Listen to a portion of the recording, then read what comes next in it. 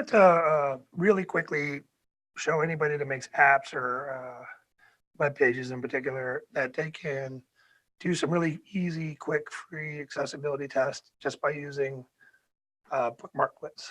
And one of the things you can do is just go to Squiz Labs and pull and drag this thing to your bookmark thing. And then once you're there, these two pages here are before and after accessibility. This is the before. So I can click this and I can see that there's 41 errors. And I can see where the errors are. As I'm scrolling through here, it bounces this little yellow thing to show you where the problems are. It makes recommendations. It shows you the rules that you're failing on.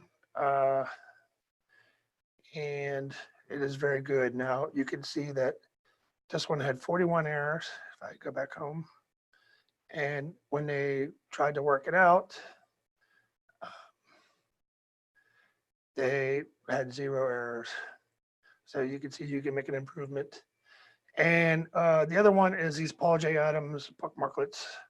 It's just pauljadams.adam.com, bookmarklets.html, and you just drag the ones you want over up into the pool, up into your bookmarks area. And then when you're there, you can refresh the page from the last one, and you can check forums and see if there's any inputs, or refresh again, check images, see if there's any alt tags or if they're missing or not.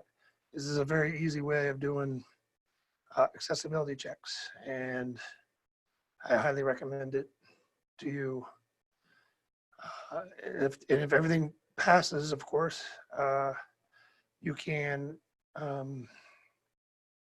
shows what all the alt tags are. You can also do grayscale to see what colorblind, what it would look like if there was a lack of color. It's pretty cool. I would say you could use all these, and you can get pretty far writing your code and use it right when you first start writing it, so that it's easier in the long run. Thank you.